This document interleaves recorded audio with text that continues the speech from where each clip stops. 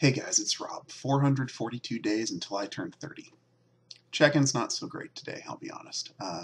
So let's go ahead and take care of it. Up 0.1 pounds in defiance of my pretty good eating habits this period, which is a bummer. I at a certain point in this week I was looking at the scale and looking forward to talking to you guys about that, but that didn't fly. And I only checked off 2 boxes on the book efforts. 2.5 if you want to be like super technical, but we don't operate in half boxes here, I guess. Yeah, not so great. One of the things that helps me a lot as far as like being a really creative person and generating ideas is my associative kind of jump from thought to thought to thought thing that my brain does. That I will take 2 very separate ideas or pieces of 2 very separate ideas and put them together into something new. And I am constantly springing from thing to thing to thing. I'm very flighty with ideas. I think I've actually described this before in a blog entry. I think I called them ideal Legos or something. But the problem with that is that I'm constantly getting excited about new things. One day I may decide I really want to write a tabletop RPG, and then next thing I know I will have seized upon my collection of RPG PDFs and be paging through them and thinking, oh man, look at this game. Well, what bugs me about it? Well, what would I correct if I had made it? Ooh, that would work together with this thing really well, so on and so forth. And it's very easy for me to get excited about all of the potential in new things. That when it's not made yet, it is perfect in my head. That it's this. Oh man, I could make the most exciting story ever out of this thought I have. I could make the most exciting game ever out of these mechanics and flavor that I've come up with. But that's the problem. That all of this fixation and attention to the perfect idealized things in my head can, number one, be a source of a big letdown if I start working on them and they don't meet up to my the standards that I've hit in my head there, and number two, that ultimately your ideas can do very little in the way of generating benefit until they're brought to fruition in some way. Now, whether that means hand it off to someone who will do something great with them, developed into game, story, piece of art, or something that you can sell to make your living, to put food on your table, or brought about and given away to make people happy or to get money for charity or whatever it might be, whatever your goal is. At the end of the day, to derive any real benefit above and beyond the sort of self-gratifying pleasure of thinking about these beautiful things that you've come up with, you have to deliver. You have to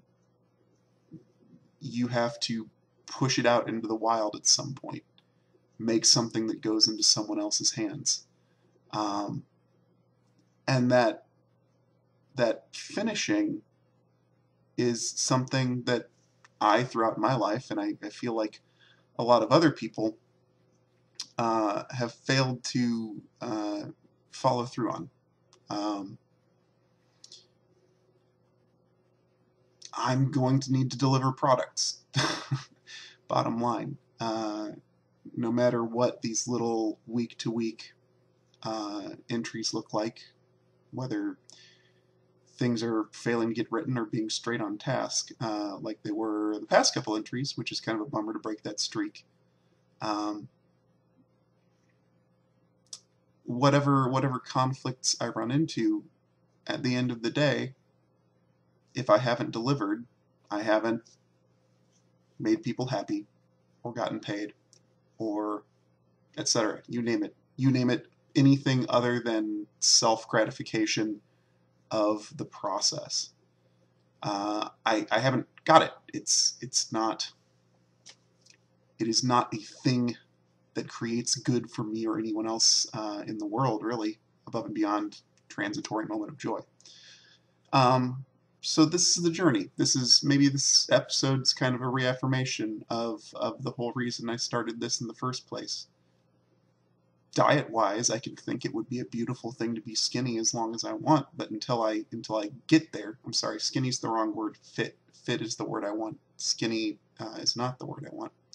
Fit/healthy. I am not extending. I am not extending my life. If I really don't want to go back to the kinds of jobs I was working before, I need to prove to people I can do this thing, this writing thing that I'm doing for payment, or prove that I can do something that's going to give me more satisfaction, intrinsic, extrinsic, what have you. I've got to do that.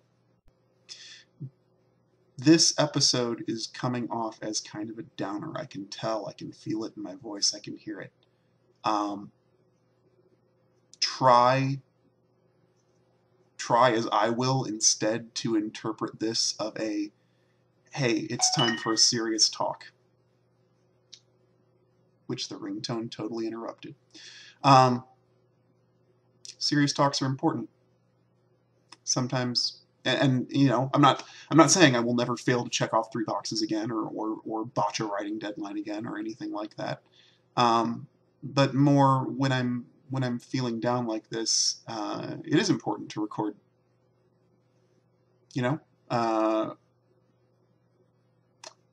It's lousy to drop the ball.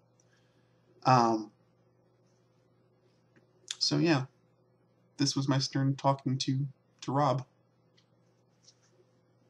Go get him, slugger? I don't know. I feel weird talking to myself, my future tense self, who will watch this someday. Weird. Thank you guys for watching. I hope whatever you guys are endeavoring to do is going well. And take care. I think that's all from me. Various bits of content from me will be a little sparse coming into the Easter weekend, because I and my family celebrate Easter. So happy Easter to you. Whether you celebrate a religious holiday there, or an egg-gathering holiday there, or a combination of the two, or neither of the above, have a happy day on Sunday. And I think that's it for today. Take care out there. Be safe if you're in certain parts of the country like I am. Enjoy the snow. And I'll talk to you guys on Thursday. Bye.